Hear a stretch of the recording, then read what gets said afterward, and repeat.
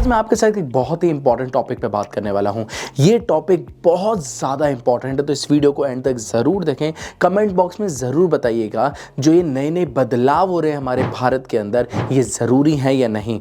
और अगर आप मेरे चैनल पर नए हैं तो ऊपर आपको बेल आइकन दिख रहा होगा, इसे ज़रूर प्रेस करो, सब्सक्राइब करो मेरे चैनल को, जिससे आपके पास नई नई इन्फॉर्मेशन आती रहे। हमारी टीम बहुत मेहनत करती है आपके पास नई नई वीडियोज़ लाने के लिए। सो देर ना करते हुए स्टार्ट करते हैं आज की वीडियो को। कौन सा सबसे इंपॉर्टेंट टॉपिक के बारे में बात कर रहा हूं आज मैं, वो है यूसीसी।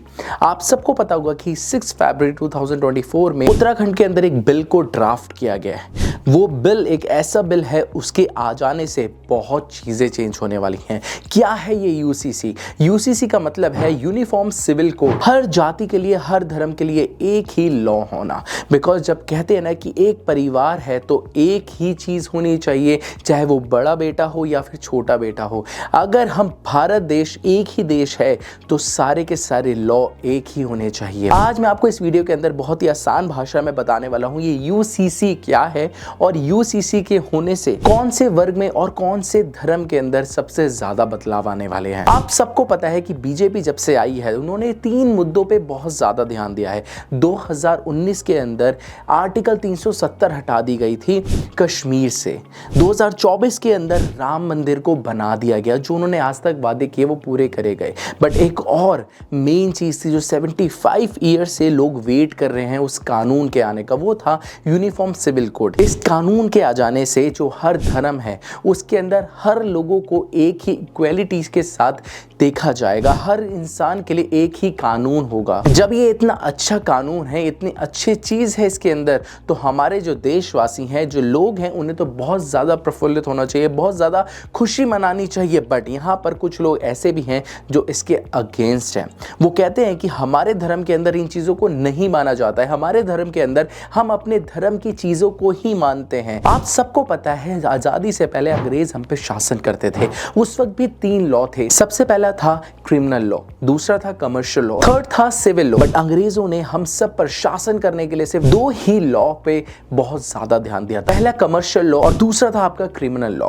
इसके अंदर जो क्रिमिनल लॉ होता है उसके अंदर हमारे जो देशवासी हैं सबके लिए सेम लॉ होता है। अगर कोई मर्डर कर देता है तो उसको वही चीज मिलेगी जो हर धर्म के अंदर दी जाती है। अगर कोई गलत काम कर देता है तो उसके अंदर वही चीजें मिलेंगी जो हर धर्म में दी जाती है, वही सजा उनको दी जाएगी। बिकॉज यहाँ पर ये क्रिमिनल लॉ है जो एक जैसा लॉ है। बट एक लॉ ऐसा है जिसमें महिलाओं को सम्मान के बारे में बात ही नहीं की गई, वो था सिविल लॉ, जिसके अंदर महिलाओं को क्या क्या चीजें चाहिए कभी ध्यान ही नहीं दिया गया। महिलाओं को कैसे अपने आप को रिप्रेजेंट करना ये ध्यान नहीं दिया गया। महिलाओं को क्या क्या चीजें प्रोवाइड करनी चाहिए जिससे वो आगे बढ़ पाए, इन चीजों पे कभी ध्यान ही नहीं दिया गया। देश आजाद होने के बाद हिंदू, सिख और बुद्धिज्म ने अपना एक कानून को लागू कर लिया जो आज भी लागू किया जाता है हर वर्ग के अंदर। उस समय की सरकार ने मुसलमानों को इस कानून के अंदर माना ही नहीं था। उन्होंने बोला ही नहीं कि आपको भी इन कानून को मानना पड़ेगा, इसीलिए उनके पास सारे अधिकार खुद के हैं। जब वो शादी करना चाहते हैं उनके अलग कानून हैं, अगर कोई उत्तराधिकारी बनाना चाहते हैं उनके कानून अलग हैं, अगर तलाक देना चाहते हैं उनके कानून अलग हैं। आप सबको पता होगा कि मुसलमान के अंदर जो फीमेल्स होती हैं उन्हें कितनी प्रॉब्लम्स होती हैं। यही चीज़ है कि जब ये कानून आ जाता है जिसे हम बोलते हैं यूसीसी, यूनिफॉर्म सिविल कोड, तो जो कोड है, जो लॉ है, वो सब देशवासियों के लिए एक होगा। अब यहाँ पर बीजेपी सरकार बनना स्टार्ट हो चुकी थी और उन्होंने अपना वादे पूरे करने स्टार्ट कर दिए। 2019 के अंदर उन्होंने कश्मीर के अंदर 370 को हटा दिया। अब यहाँ पर बहुत चीजें चेंज होने लगी। अब बदलाव क्या आने थे इस यूसीसी के आने के बाद, अब आपके लिए बहुत इंपॉर्टेंट है। ये जो मैं आपको पॉइंट्स बताने वाला हूं उससे आपको पता लगेगा कि जो लोग इसके अगेंस्ट हैं उन्हीं की फैमिली के अंदर, उन्हीं की फीमेल्स के लिए ये कानून कितना अच्छा है। क्या बदलाव आते इस यूसीसी के बाद? जब भी हम यूसीसी की बात करते हैं, मतलब यूनिफॉर्म सिविल कोड की बात करते हैं, तो एक वर्ग है जिसे हम बोलते हैं मुसलमान वर्ग, वो दावा करता है कि ये चीज हमारे लिए सही नहीं है। बट उन्हें ये लगता है कि हमारी पहचान छीन ली जाएगी इस कानून के आने के बाद। बट हकीकत कुछ और है। अगर ये कोड लागू हो जाता है, जिसे हम बोलते हैं यूनिफॉर्म सिविल कोड, ये लागू हो जाता है तो उनकी फैमिली में जो फीमेल्स है उनके लिए बहुत ज्यादा रास्ते खुल जाएंगे। जैसे हिंदुओं में देखा जाता है तो वहां पर महिलाओं के लिए बहुत सारे कानून हैं और आज भी हैं और आगे भी चलते रहेंगे। इन्हीं कोड की वजह से आगे जाकर मुसलमान फैमिलीज के अंदर जो फीमेल्स हैं उन्हें भी बहुत सारे कानून मिल जाएंगे, जैसे कि आप किसे कोई तलाक नहीं ले सकता। जैसे आप सबको पता होगा कि 3 तलाक बंद हो चुके हैं, बट बहुत सारी जगहों पर आज भी इन चीज़ों को माना जाता है। इस कानून के लागू हो जाने के बाद जो लड़कियों की उम्र है जब शादी होनी चाहिए वो 18 साल हो जाएगी। आप सबको पता है कि मुसलमानों के अंदर 15 साल में ही लड़कियों की शादी कर दी जाती है। उन्हें बोलता है कि हाँ अब इनकी शादी करने की उम्र हो चुकी है, बट हिंदुओं में 18 साल से ऊपर ही बोला जाता है। अब तो और भी ज़्यादा हो जाती है, बट मुसलमानों के अंदर 15 साल के बाद ही शादी करा दी जाती है। अगर ये जो हमने ड्राफ्ट रखा है यूसीसी का, अगर वो लागू हो जाता है, गुजारा भत्ता भी मिलेगा जो आज तक उन्हें नहीं मिला है। मुस्लिम महिलाएं बच्चे भी अडॉप्ट कर पाएंगे, बिकॉज उनके धर्म के अंदर बच्चों को अडॉप्ट नहीं कर सकते। मुसलमानों में एक ही शादी होगी, बिकॉज आज आप देखते तो बहुत सारी शादियां हो जाती हैं, 3 या 4 शादी हो जाती हैं, बट अगर ये आ जाता है तो मुसलमानों के अंदर भी एक ही शादी होगी। आप सबको पता होगा कि हर जगह पर लड़कियों को भी प्रॉपर्टी के अंदर हिस्सा दिया जाता है, और अगर ये कानून आ जाता है तो मुसलमानों में भी ये चीज़ लागू हो जाएगी कि उनको भी, उनके घर में कोई फीमेल है, उनकी बच्ची है, तो उनको भी प्रॉपर्टी के अंदर हिस्सा दिया जाएगा। अब आप मुझे बताइए, जब इतनी सारी चीज़ें क्लियर हो रही हैं तो क्या ये जो वर्ग है उनके लिए कानून आना बेकार है या सही है? कमेंट बॉक्स में ज़रूर बताइए। जब इतनी सारी चीज़ें अच्छी हो रही हैं यूनिफॉर्म सिविल कोड की वजह से, तो इसे एक्सेप्ट क्यों नहीं करना चाहिए?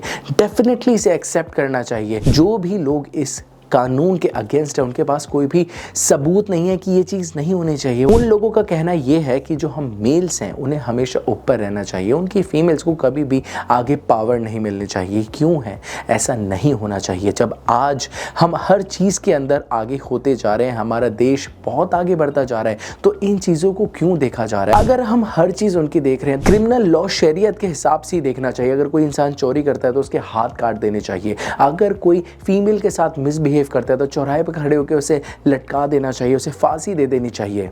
अगर आप शराब पीते हैं तो आपको कोड़े पड़ने चाहिए। अगर ये सारी चीज़ें भी उनके हिसाब से होती हैं तो डेफिनेटली आपको उन्हीं के लॉ को मानना चाहिए। बट जब फीमेल्स की बात आती है तो सारी की सारी चीज़ें हम पीछे छोड़ देते हैं। जब अब हमारा जो देश है वो आगे बढ़ रहा है, जो और देश हैं वो भी आगे बढ़ रहे हैं। आप सबको पता है कि अरब देशों के अंदर अब क्या क्या चीज़ें हो चुकी हैं, तो आप सबको भी अपना माइंडसेट चेंज करना होगा, इस कोड को लागू करना होगा। और ये जो चीज़ हो रही है वो सिर्फ आपके लिए अच्छी है। अगर आप सोचें ये चीज़ें हो जाती हैं तो आपकी फैमिली के अंदर जो महिलाएं हैं उन्हें कितनी ज़्यादा सहूलियत मिलने वाली है। बिकॉज आज जो हर कोई इंसान चाहता है उसे एसी कार चाहिए, ट्रैवल करने के लिए कार चाहिए। बिकॉज आज जो माइंडसेट हो चुका है वो सबसे ज़्यादा गलत है। अब हमें क्या करना होगा? हमें अपने आप को चेंज करना होगा। हमें यूनिफॉर्म सिविल कोड के ऊपर बहुत ज़्यादा ध्यान देना होगा, जब ही हम आगे बढ़ पाएंगे और हमारी फैमिली में जो फीमेल्स हैं वो अपने आप को अच्छा मान पाएंगी। मैं कमेंट बॉक्स में ज़रूर चाहूँगा आपको ये वीडियो कैसी लगी ज़रूर बताएं, और जो ये यूसीसी कोड है ये लागू हो जाना चाहिए नहीं, ये भी डेफिनेटली बताएं। मेरे चैनल पे नए हो तो डू सब्सक्राइब माय चैनल और बेल आइकन को ज़रूर प्रेस करो जिससे आपके पास नई नई वीडियोज़ आती रहे। Thank you.